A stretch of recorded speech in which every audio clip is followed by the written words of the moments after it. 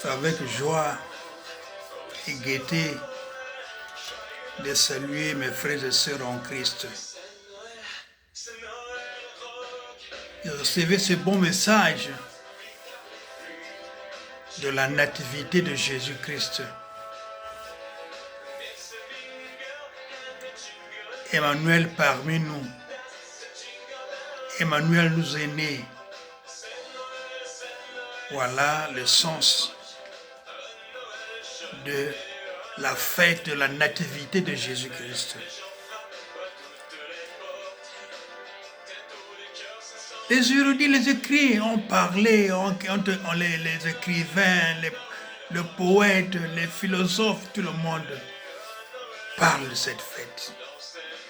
Mais chacun a sa base de connaissance, à sa façon d'expliquer le problème. Les chrétiens, les non-chrétiens, les croyants, les non-croyants connaissent cette fête. Qui ne connaît pas qu'il y a un créateur? Mais nombreux déforment et changent le message. Cette fête est devenue une fête de luxe, au lieu que ce soit une fête de prière, pour la prière, pour glorifier Emmanuel parmi nous. Certains vont se faire voir maintenant, sont le temps d'acheter les habits, de faire ceci, ou ce soit des moments de prière, des moments de louange, les moments de veille, de nuit de prière, des veilles de prière. Mais beaucoup changent cette forme. Et là aussi, ça va aussi de pouvoir de plusieurs croyances.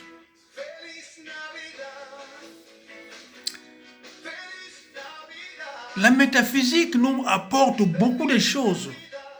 Ceux qui croient à l'esprit, à la nature, à Dieu, à la matière, ceux-là aussi ont plusieurs sens. Et surtout,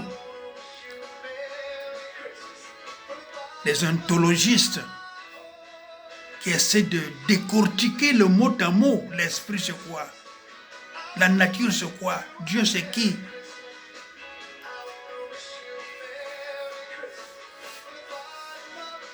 Et puis, la matière c'est quoi? Mais moi je vais me baser à un terme très simple. Très simple. Ceux qui croient à Dieu en Jésus-Christ, le chrétien. Qu'est-ce que le chrétien attend dans Jésus-Christ? Oui, depuis le temps, depuis le 6e, 4e siècle, les prophètes ont attendu Jésus. Ils attendent. Mais quand même au moment qu'il est né, les jeunes sont, parce qu'il est venu dans un temps très simple, né à l'étable, dans les pâtures, dans les pâturages, là où on berger les animaux, il va naître là.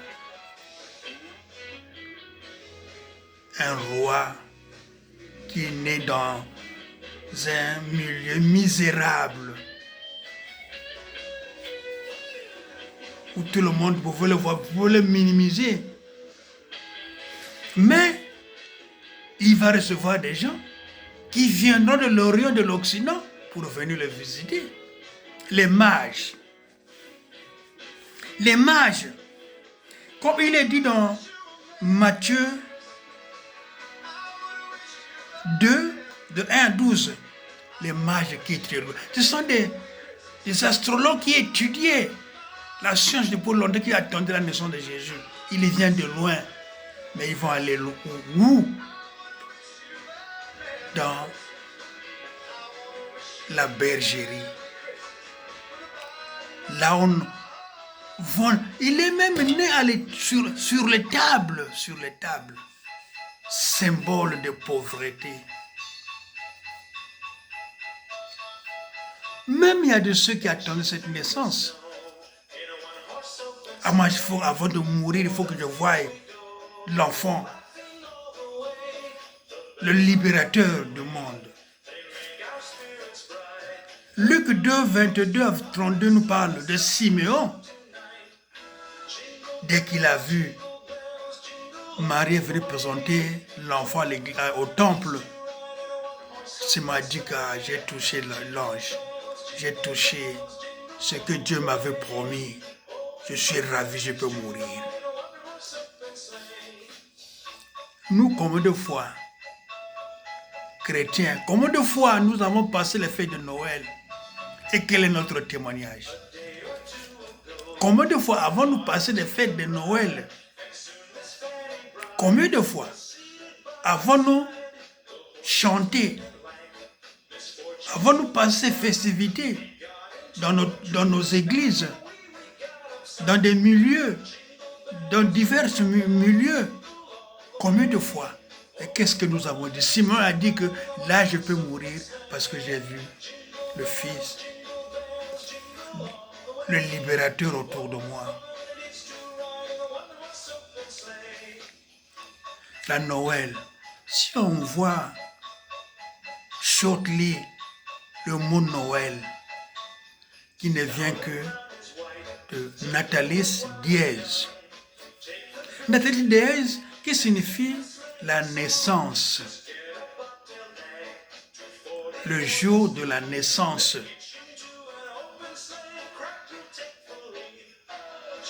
En un mot, quand on dit le jour de la naissance, c'est l'anniversaire. Parce que chaque 25 décembre, les gens fêtent. Donc c'est devenu l'anniversaire des chrétiens. Les gens sont en train de célébrer leur anniversaire. Mes frères et sœurs, la Noël nous détermine combien de fois Dieu nous aime, combien de fois Dieu nous apporte son message. Parce que Jésus, c'est Dieu parmi nous, Emmanuel parmi nous. Jésus est venu naître autour de nous. Donc, qui symbolise qu'il a un message. Mais quel est ce message? Mais le message, chacun a un message. Nous avons des différents messages à la naissance de Jésus. Quels sont les messages que nous avons? Mais la Bible nous détermine cela. Il y a quelquefois Jésus, le Messie. Le Messie, on peut le lire. Messie dans Ésaïe 9. Ésaïe 9. On peut voir ça dans Ésaïe 9.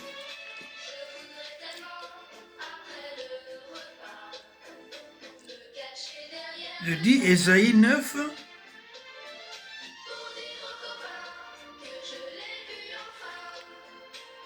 Verset 5. Ésaïe 9, chapitre 9, verset 5.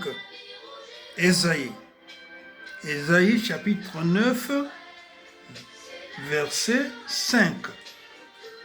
Qu'est-ce que ça nous dit? Car un enfant nous est né,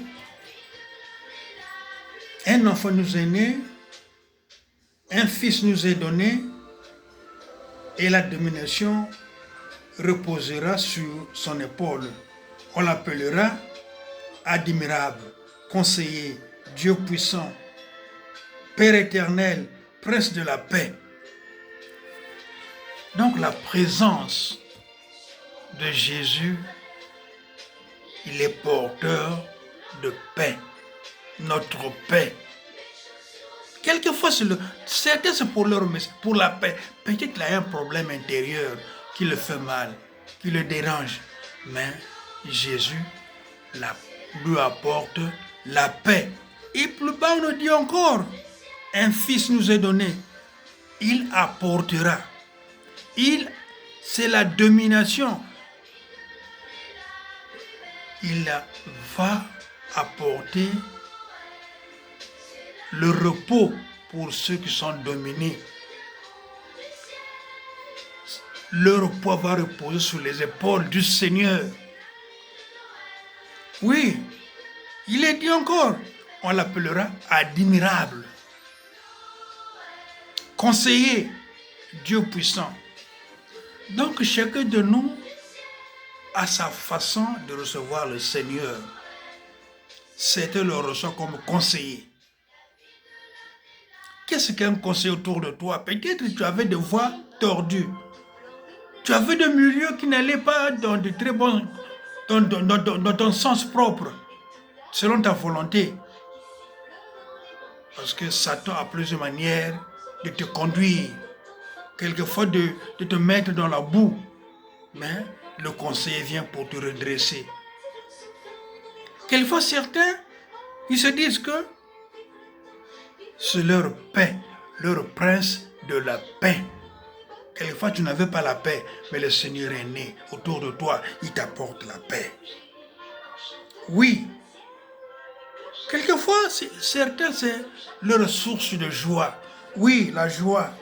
Luc chapitre 2, verset 10. Luc chapitre 2, verset 10. Luc. Qu'est-ce que nous dit Luc? Luc nous dit ceci, au verset 10. Serge, dans la ville de David, il vous est né un sauveur, qui est le Christ, le Seigneur. Un sauveur.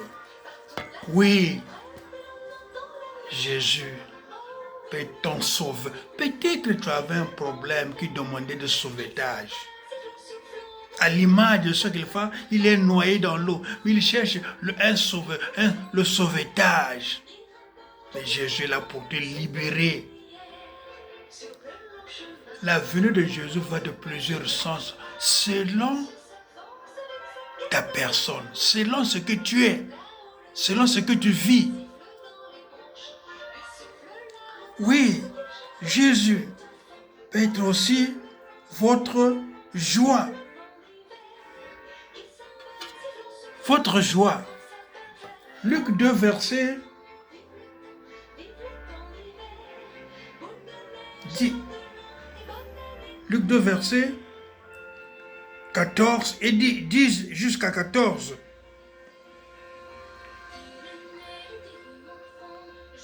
Jésus apporte la joie autour de toi. Quelquefois tu te sens toi-même, tu n'as pas de joie. Tu es chaque fois crispé, chaque fois dans des soucis, dans des problèmes. Mais Jésus t'apporte la joie que tu dois apporter, un sourire. Il t'apporte le sourire. Quelquefois tu as même les difficultés d'apporter un langage digne auprès des autres. Mais je t'apporte un langage digne de joie, digne de paix, digne d'amour. Jésus peut être aussi ton Saint-Esprit. Ça, c'est dans 2 Corinthiens, chapitre 3, verset 17. Or, le Seigneur, c'est l'Esprit. Et là où est l'Esprit du Seigneur, là est la liberté. Quelquefois, Jésus t'apporte la liberté. Tu n'es pas libre. Tu ne te sens pas bien autour de toi. Ne confonds pas la nativité de Jésus à la fête comme ceux qui tracent des problèmes, des programmes que cette Noël, il faut garder l'argent, il faut que je boive, il faut que je sois saoulé, il faut que je sois dans des bars, il faut que je parte danser.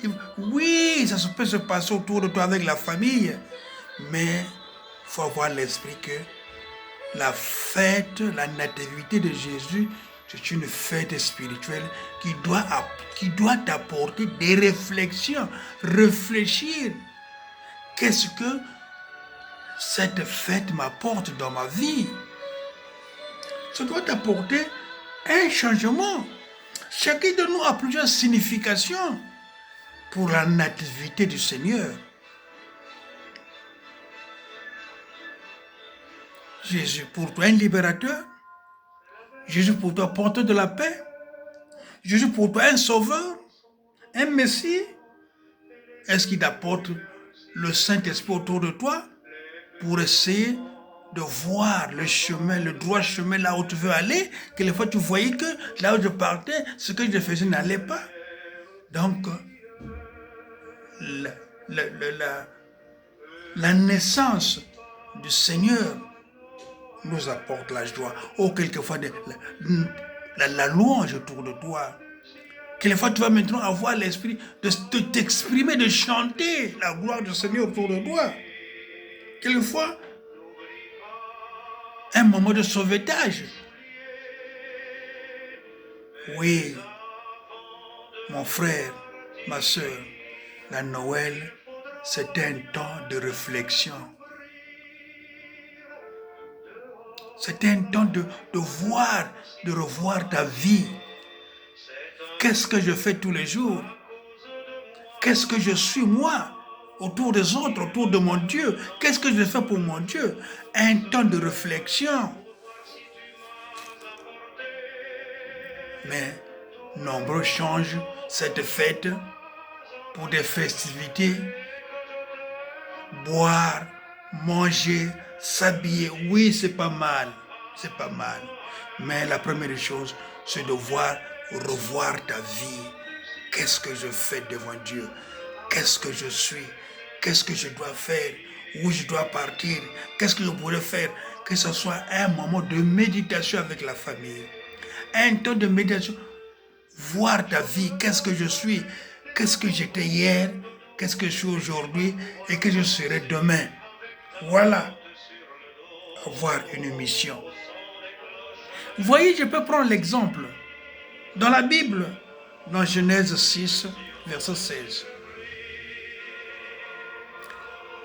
Noé reçoit une mission. Quelle mission qu'il reçoit? Faire l'arche pour sauver sa famille. Il reçoit l'ordre de Dieu, prends l'arche et sauve ta famille. À Noël, ça peut être aussi un moyen pour toi de sauver ta famille. Dans la prière, dans la méditation. Ramène ta famille autour de toi. Sois ensemble avec ta famille. Concentre-toi dans la prière. Sois ensemble dans la prière avec ta famille. Amène ta famille à l'église. Va prier dans la maison. Rassemblez-vous. Méditez, chantez. La Noël est une fête de réflexion. Une fête qui apporte un changement dans nos vies. Une fête qui doit apporter un changement dans nos vies. Qu'on se rappelle que le Seigneur est venu pour sauver ma vie, sauver ma famille, sauver mon entourage, sauver ce que je suis, sauver mon être, sauver ce que je suis, ce que je serai demain. Donc le Seigneur nous apporte la paix, le Seigneur de la paix, le Seigneur de la joie. Que cela vous apporte paix et bénédiction autour de vous. Soyez bénis au nom du Seigneur, soyez bénis que ce que vous avez entendu, ma soeur, mes frères, mes soeurs, mes parents, mes enfants, mes frères, puissent apporter bénédiction dans la famille. Soyez bénis, passez de meilleures fêtes autour de vous. Soyez bénis. Oh, je bénis tout le monde. Je bénis tout le monde. Et je prie avec tout le monde que le monde demeure dans la paix. que dans des milieux difficiles, Seigneur, des guerres qui se passent par-ci, par-là, des pays qui sont déchirés, des gens qui meurent, des armes qui crépitent, Seigneur, donne-nous la paix. La faim dans les pays, Seigneur, donne l'image autour de nous que tu es avec nous, Seigneur, que tu vis avec nous. Seigneur, apporte-nous la paix et la joie autour de nous, Seigneur. Enlève tout ce qui est difficile, quelquefois les haines, les guerres, les mésententes.